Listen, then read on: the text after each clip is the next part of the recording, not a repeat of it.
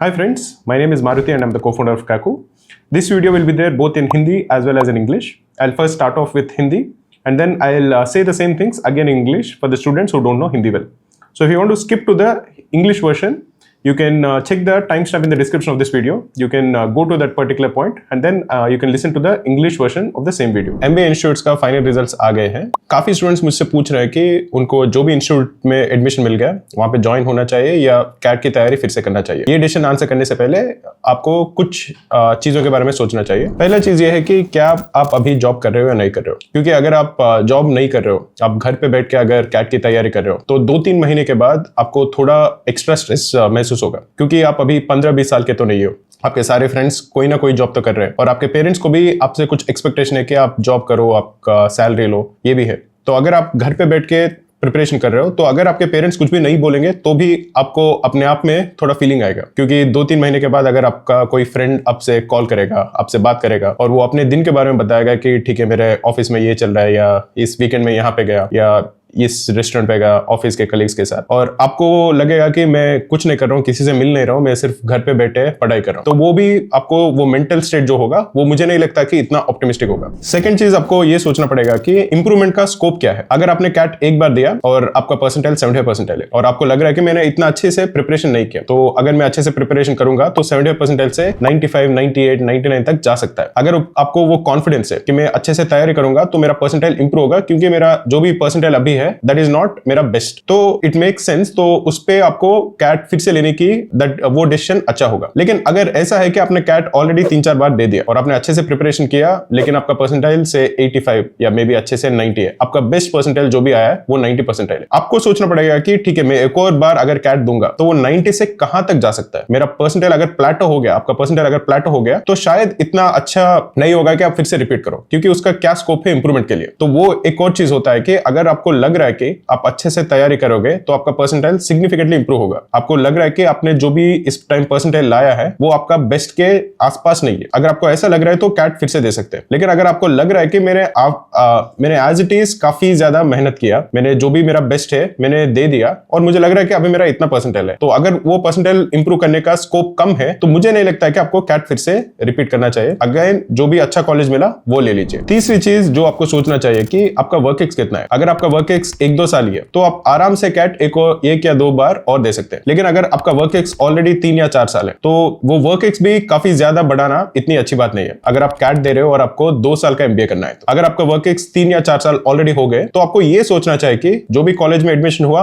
वो ज्वाइन कर लूं या जीमैट देके एग्जीक्यूटिव एमबीए करूं या जीमैट देके फॉरेन में एमबीए करूं. तो आपका डिसीजन ये होना चाहिए कि मैं ये कॉलेज ज्वाइन करूं या जीमैट दूं या कोई भी फॉरेन एमबीए करूं या आईएसबी में करूं. लेकिन अगर आपका 3 या 4 साल हो गया तो फिर से कैट देना मुझे नहीं लगता कि इतना अच्छा है. ये मेरा ओपिनियन है, आप डिफर कर सकते हो. लास्ट चीज जो मैं बोलता हूं कि आप सोचिए कि आपका मोटिवेशन कितना है. क्योंकि जब फाइनल रिजल्ट आता है और फाइनल रिजल्ट में नहीं होता है तो काफी लोग काफी मोटिवेटेड होते हैं. काफी लोग बोलते हैं कि मैं काफी क्लोज आया हूं, मैं फिर से तैयारी करूंगा, अच्छे से तैयारी करूंगा और नेक्स्ट टाइम डेफिनेटली एडमिशन ले लूंगा. वो अच्छी बात है अगर वो सस्टेन हो सकता है तो. लेकिन मैंने काफी स्टूडेंट्स को ऐसा भी देखा है जो जुलाई अगस्त तक अच्छे से तैयारी करते हैं, लेकिन जुलाई अगस्त में वो थोड़ा बर्नआउट हो जाते हैं और वो बोलते हैं कि कब एग्जाम खत्म हो जाएगा, कब मैं थोड़ा रिलैक्स कर सकता हूं, या मैं ये पढ़ाई कर करके मैं थोड़ा बोर हो गया, या वो मोटिवेशन उनमें काफी कम हो जाता है जुलाई अगस्त के टाइम पे. तो ये चीज सिर्फ आप अपने आप को बोल सकते हैं कि अगर आपको लग रहा है कि आप नवंबर तक अगले 5-6 महीने तक आप लगातार मेहनत कर सकते हो, दिन में हर दिन 2-3 घंटे पढ़ाई कर सकते हो, कंसिस्टेंटली एफर्ट लगा सकते हो, तो मुझे लगता है कि आपको फिर कैट देना चाहिए. लेकिन अगर आपको लग रहा है कि आप ऑलरेडी थोड़ा बर्नआउट हो गए हो, या अगर आपको लग रहा है कि आप बर्नआउट हो सकते हो, थोड़ा मोटिवेशन में थोड़ा कमी है या कमी हो सकते हैं, ये हो सकते हैं क्योंकि हम सब ह्यूमन है, तो जो भी है हमारे में भी थोड़ा स्ट्रेंथ है, थोड़ा वीकनेस है, तो इसमें कोई बुरी बात नहीं है. आपको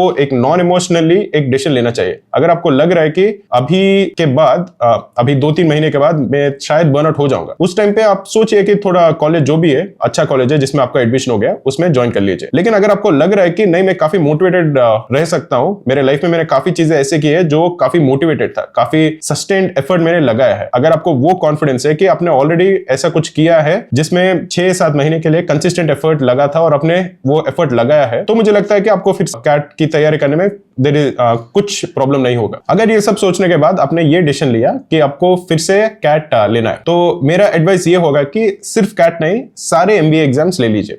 snap, NMAT, XAT, CAT, CMAT, जो भी MBA एग्जाम है, सारे MBA एग्जाम का एप्लीकेशन भर दीजिए और सारे एग्जाम्स दे दीजिए। क्यों देना है, इसका ये मतलब है कि पहला आपको प्रैक्टिस होगा, सेकंड आपको एटलीस्ट ऐसा महसूस होगा कि ठीक है मेरा ऑप्शन ज्यादा है, ये सिर्फ कैट का एक दिन का एक स्लॉट का रिजल्ट पे मेरा फ्यूचर निर्भर नहीं है। ये हो सकता है कि जो भी एग्जाम्स में दे रहा हूं उन एग्जाम्स में से एटलीस्ट एक एग्जाम में मैं अच्छा परफॉर्म करूंगा। तो अगर आपका मेंटल स्टेट ऐसा है तो आप पे प्रेशर कम होगा, तो कैट में भी आप बहुत अच्छे से कर सकते हो। और अगर ये सब एग्जाम्स देने के लिए सोच रहे हो तो हमारे पास ये सब एग्जाम्स जो मैंने बोला था उनका एक फ्री मॉक है, मतलब CAT, XAT, NMAT, CMAT, SNAP, ये सब के लिए क्रैको के पास एक फ्री मॉक है। तो वो फ्री मॉक आप दे सकते हो जो दिन में हजारों लोग ऑल अक्रॉस द कंट्री से देते हैं। तो आपको भी पता चलेगा कि आपका स्ट्रेंथ्स क्या है, आपका वीकनेसेस क्या है। इनके अलावा हमारे पास फ्री प्रीवियस पेपर्स भी है, ये सब MBA एग्जाम्स के लिए। तो अगर आप स्नैप का देख रहे हो या जैट का प्रीवियस पेपर्स देख रहे हो या कैट का देख रहे हो, सबका प्रीवियस पेपर्स PDF फॉर्मेट में फ्री में है क्रैको पे। उनका लिंक भी इस वीडियो के डिस्क्रिप्शन में है। तो अगर ये एग्जाम्स देने के लिए आप प्रिपेयर कर रहे हो तो ये प्रीवियस पेपर्स जरूर डाउनलोड कीजिए। अगर आपको इस वीडियो अच्छा लगा तो प्लीज लाइक कर दीजिए और अपने फ्रेंड्स के साथ शेयर कर दीजिए। अगर आपको इस वीडियो के बारे में कोई भी सवाल है तो इस वीडियो के नीचे कमेंट कर दीजिए, मैं सब कमेंट्स पढ़ता हूँ और सारे कमेंट्स का रिप्लाई देता हूँ। The results of most of the top MBA institutes have come out and many students have asked my advice about whether they should repeat CAT again or whether they should join this institute, the institute that they got, which most likely is not their first choice institute. So somebody who has converted a tier 2 institute or a tier 3 institute is in two minds whether he or she should join the institute or take CAT again. So I made this video just to help students like that make a decision better. When you're trying to make a decision in this case, I'll ask you a few questions and you'll have to take a call based on these questions. One of the first questions that I'll ask you is whether you have a job now. Now, if you have a job, then probably repeating CAT is probably okay. But if you don't have a job and if you're planning to prepare for CAT while sitting at home, I would strongly advise you against doing it, because you will not be in a good mental space if you're just sitting at home and trying to prepare for CAT.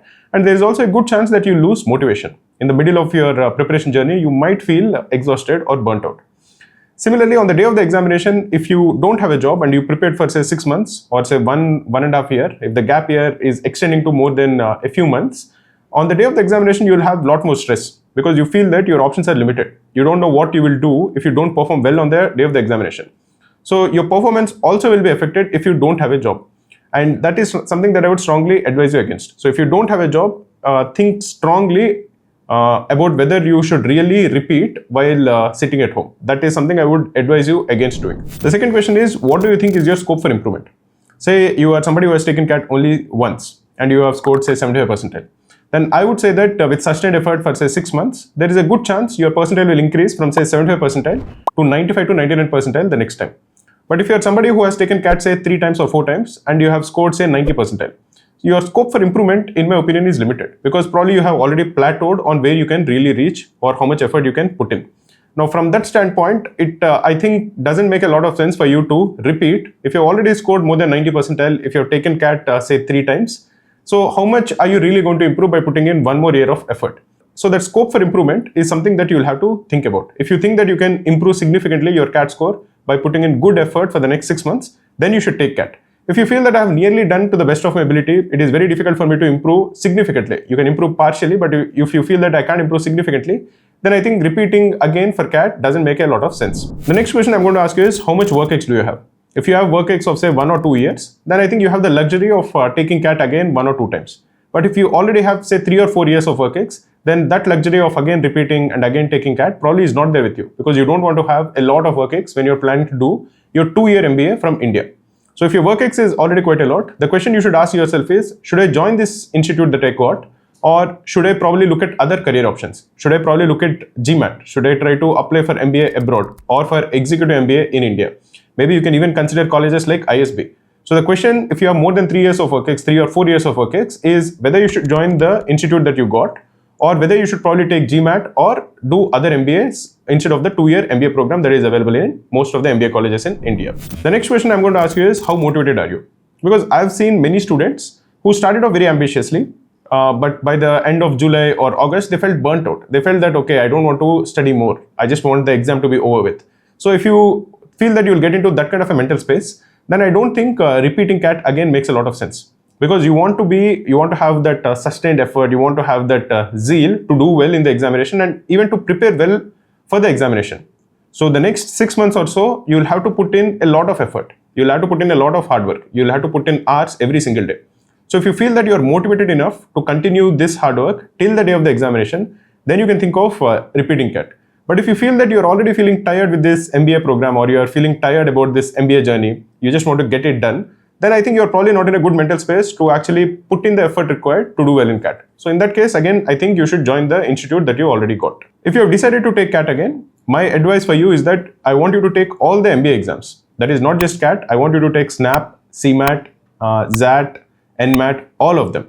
The reason for that is because on the day of the examination, I want the stress on you to be lesser. So if you feel that I have more options, I can do well in at least one of these examinations, if you feel that way, your stress will be lesser and you will perform better on the day of the examination.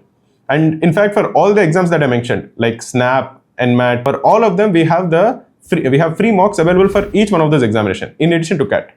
And we also have the previous year's papers for all these exams. We have previous year's papers for SNAP, we have previous year's papers for XAT, CAT, we anyways have the previous year's papers. So I want you to download all these PDFs for the previous year's papers. All of them are completely for free, and practice them at home. Because if you are planning to take CAT again, you should put in the best effort that you can for these remaining 6 months. If you have any doubts or queries with respect to this particular question, I want you to comment your profile, that is how much you scored in your 10th, 12th, how much work ex you have, all of those details in the comment section. I look at all the comment section and I'll try to answer them to the best of my abilities. So all the best. I hope this video was useful for you. And if it was useful, please do like this video and share it with your friends.